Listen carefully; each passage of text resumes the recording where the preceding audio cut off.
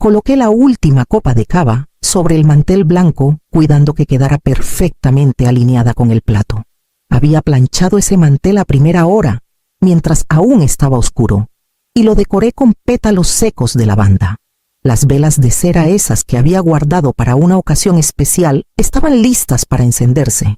Sobre la bandeja de plata reposaba el pastel de almendra con cobertura de merengue tostado, igual que el que hacía mi madre cuando yo era niña. 70 años. 70 y una mesa para 10. 10 sillas. Miré el reloj las 6:05. La invitación decía 6 en punto. Respiré hondo, me alicé la falda y volví a mirar el móvil. Ningún mensaje. Silencio. Fui a la ventana. En la calle la farola encendida proyectaba sombras largas. Ni un coche aparcado, ni una voz. Volví a la mesa. Acaricié el borde del pastel. Me senté. Luego me levanté para mirar el horno. Luego volví a sentarme. A las 6:20 revisé el teléfono de nuevo, más por inercia que por esperanza. Ni Iván, ni Claudia, ni mis nietos. Nada. Entré en Instagram. Lo hice sin pensar por costumbre. Y allí estaba. Una historia subida hacía 32 minutos. Iván, en cubierta. Claudia con gafas de sol. Un brindis, el mar de fondo. Música de saxofón. Mis nietos bailando. Un camarero con guantes blancos les servía algo espumoso. Pero lo que me hizo quedarme helada no fue la imagen, fue el texto. Gracias, mamá, por este regalo inolvidable. Me quedé quieta. Literalmente, ni parpadeé. El pastel frente a mí parecía de otra persona, de otro mundo. No entendía. ¿Regalo? ¿Qué regalo corría al escritorio? Saqué los sobres del banco, revisé los extractos. En febrero, un cargo de más de 6.000 euros a una agencia de viajes. En marzo, otro por la mitad. Nunca los había notado dispersos entre otros pagos automáticos. Claudia tenía acceso, o fue Iván con mis claves. Apagué el móvil, apagué las velas.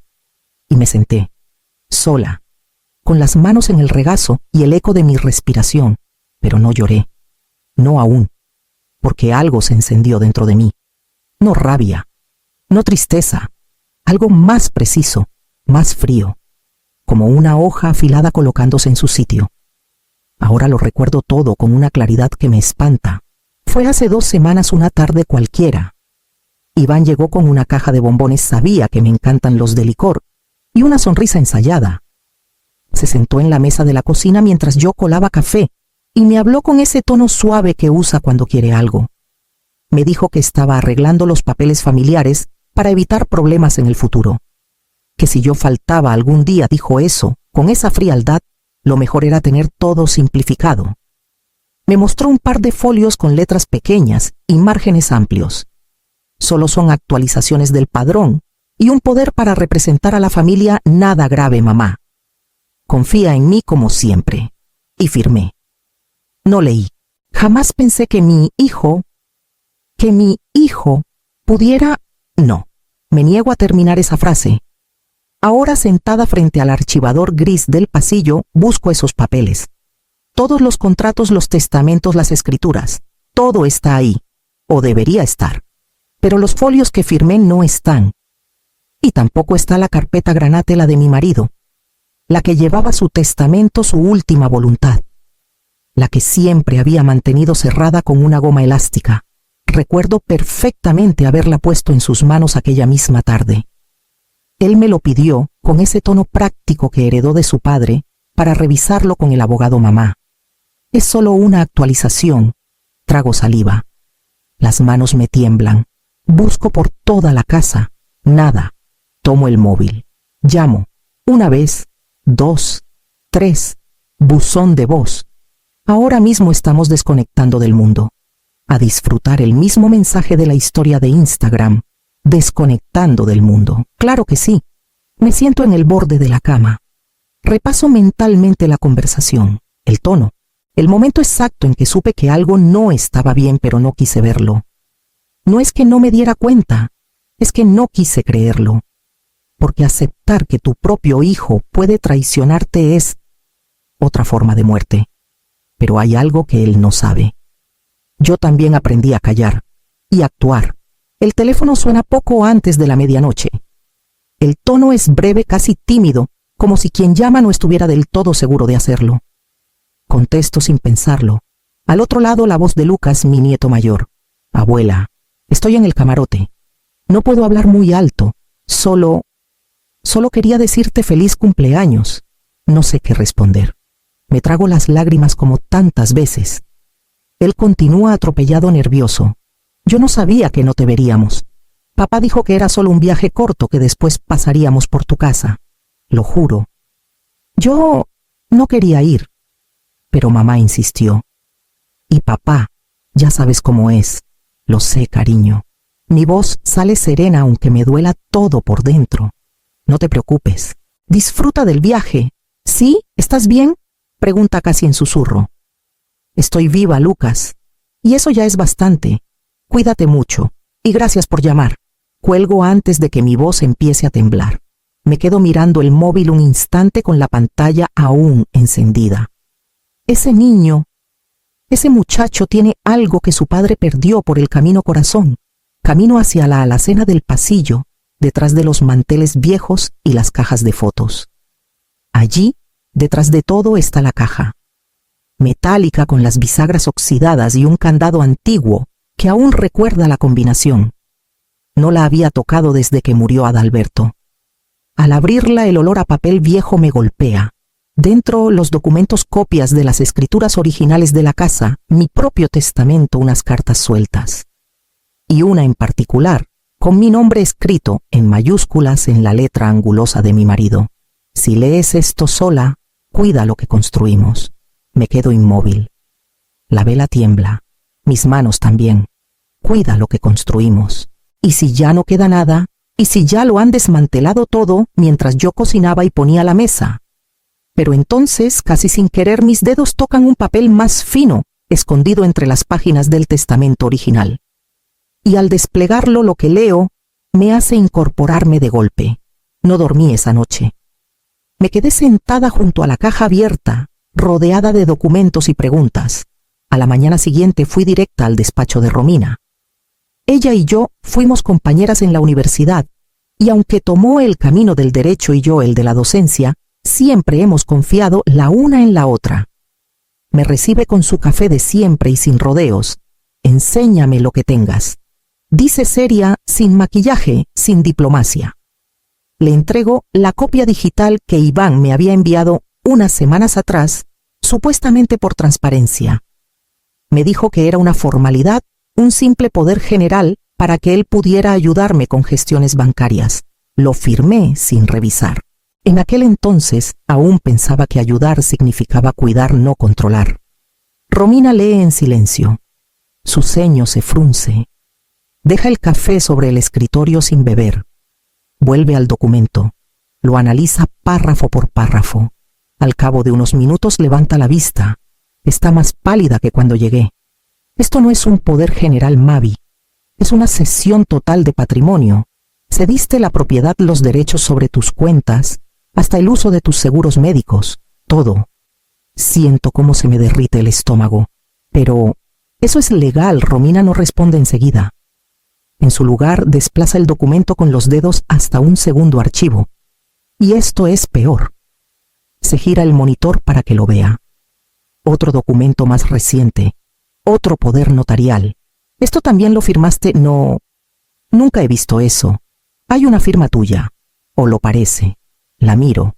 El trazo es torpe, impreciso, como si alguien la hubiera copiado de memoria.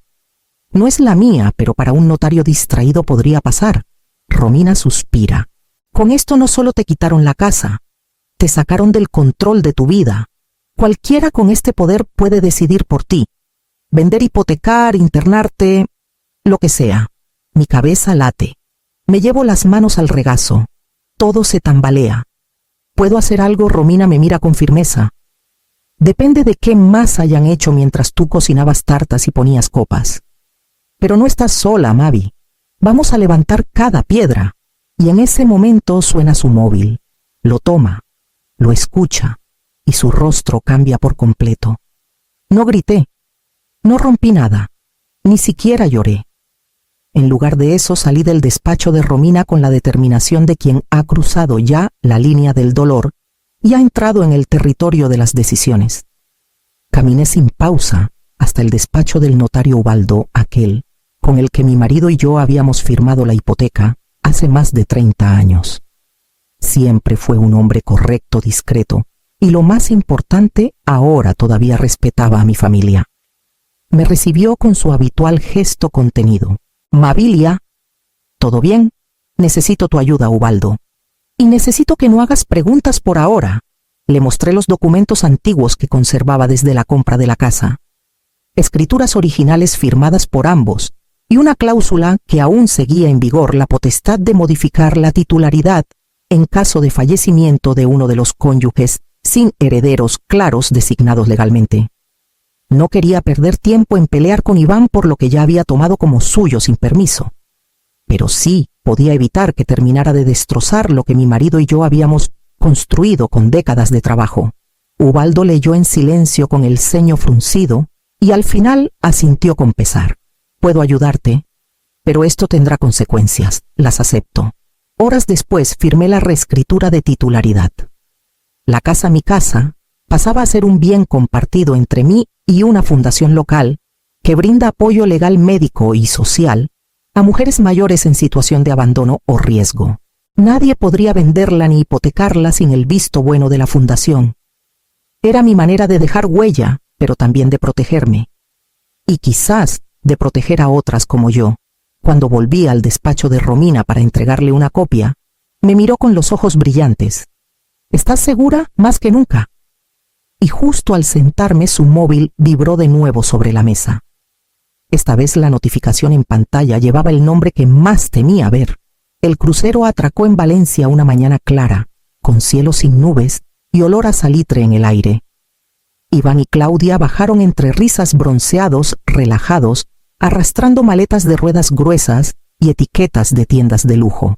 Las fotos del viaje ya acumulaban cientos de me gusta, copas de cristal en cubierta, cenas en restaurantes flotantes, abrazos junto al mar.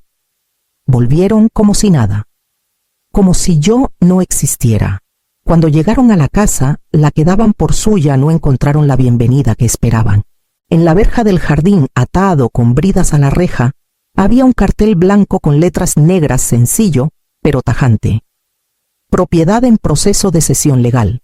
Acceso restringido. Iván se quedó congelado. Claudia, en cambio, avanzó como si fuera un error de imprenta. Jaló la verja. Estaba cerrada con candado nuevo. Golpeó la puerta con la palma. Nadie respondió.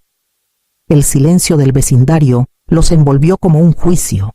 «Esto es una broma», ¿no bufó ella sacando el móvil?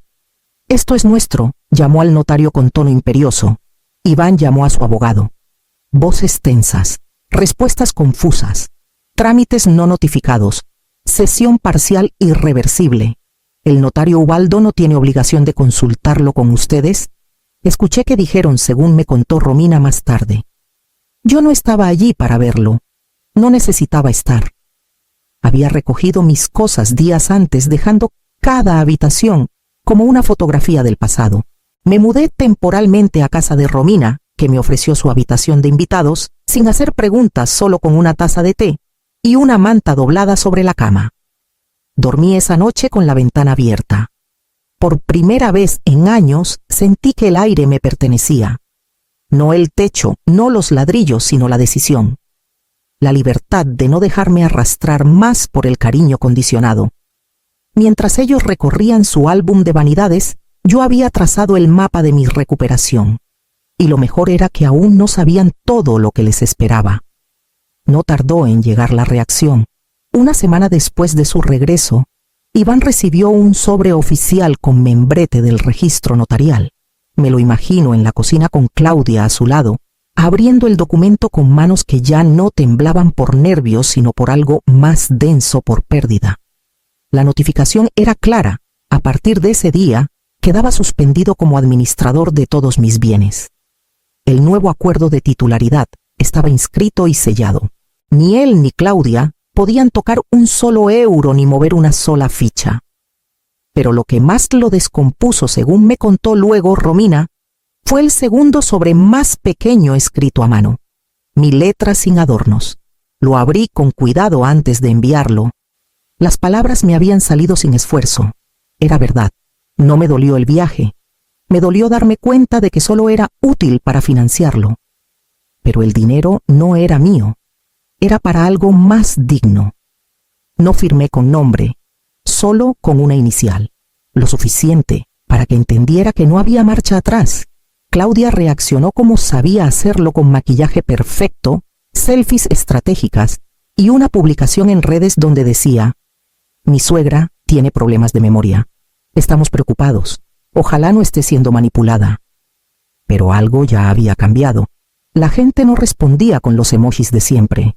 Algunos comentarios preguntaban: ¿y por qué no viajaste tú sola? ¿Qué edad tiene tu suegra? O si está tan mal, ¿por qué no te quedaste con ella en vez de irte de crucero?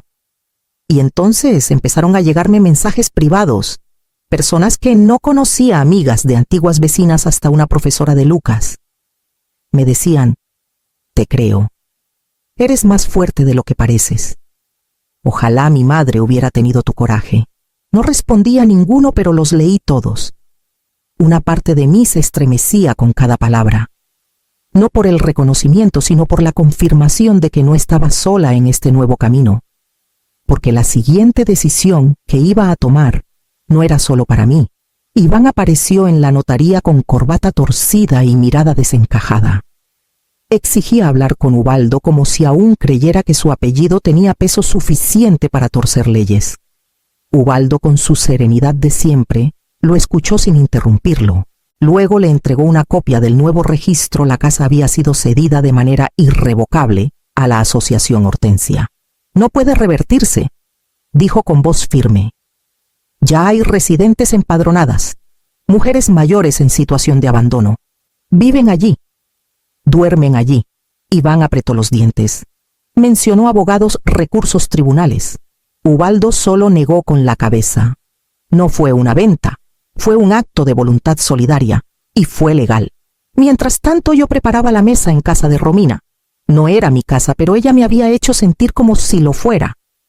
Un florero con lirios sobre el aparador, una manta de lana en mi silla favorita, el silencio sin juicio. El teléfono vibró. Era un mensaje de Romina, que estaba aún en el juzgado. Mira esto, un pantallazo. Mensaje de Lucas. ¿Crees que la abuela me dejaría quedarme unos días con ella? Me quedé leyendo esa frase una y otra vez. No por el contenido, sino por la forma. No decía con vosotros, no decía en tu casa, decía con la abuela. Esa noche saqué de una caja la colcha que le bordé cuando era bebé. Azul con lunas deshiladas que ya amarilleaban en las costuras. La extendí sobre la cama de invitados. Quité los cojines decorativos. Dejé una nota breve sobre la almohada. Aquí siempre tendrás una esquina limpia. Me senté en el umbral como cuando él tenía fiebre de niño, y yo me quedaba en vela por si respiraba raro. Y por primera vez en mucho tiempo, no sentí la casa vacía ni mi vida perdida. Solo una certeza frágil pero firme: algo nuevo estaba por empezar. Claudia reapareció con uñas impecables y discurso ensayado frente a una cámara de móvil. Mi suegra nos quitó el hogar. Nos arrancó la historia de una familia. Esa casa era parte de nuestro linaje. Hablaba con lágrimas medidas, como quien busca conmover sin descomponerse. La publicó en sus redes con música de piano de fondo y subtítulos en 3 idiomas. Romina me mostró el video en su tablet, preguntándome si quería que lo denunciáramos. Yo solo negué con la cabeza. No tenía sentido. No estaba en guerra. Había renunciado a batallas estériles. Mientras Claudia dramatizaba en internet, los vecinos del barrio comenzaban a hablar. Algunos recordaban haberme visto acompañando a la señora Pilar cuando aún salía a la calle. Otros mencionaban que solía dejar cajas de comida en la puerta de doña Eulalia, la viuda del tercero. Nadie tenía pruebas, pero las pequeñas memorias tejían otra historia. Una sin micrófonos. Un día, sin previo aviso, un periodista joven tocó a la puerta de Romina. Se llamaba Gael y dijo que no buscaba polémica, solo entender. Le ofrecí té de menta. Escuchó más de lo que preguntó. Una semana después, publicó en la prensa local Una crónica breve, casi un susurro entre las noticias del día La Mujer, que no gritó pero reconstruyó su legado. No la leí más de una vez. No por desinterés, sino porque no necesitaba reafirmaciones. Sabía lo que había hecho. ¿Y por qué? Aquella noche celebramos una cena pequeña en casa. Lucas trajo una botella de vino barato. Romina cocinó sopa de lentejas y 2 vecinas vinieron con empanadas recién horneadas. Comimos sin protocolo, reímos sin ruido. Lucas ayudó a lavar los platos y luego me abrazó breve, torpe, como quien no sabe cómo pedir perdón pero quiere quedarse. No era venganza lo que me movía, era reconstrucción.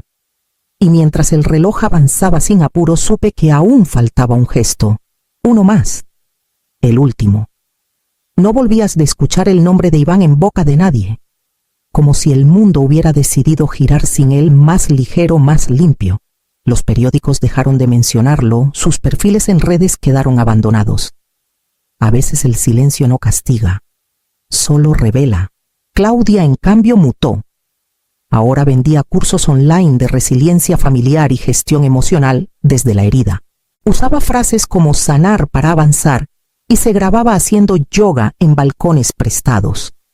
No me molestaba. Había aprendido que algunos venden humo y otros plantamos raíces.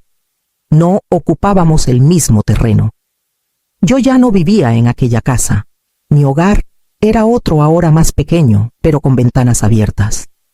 Compartía espacio con 4 mujeres que también habían sentido la traición como un puñal lento.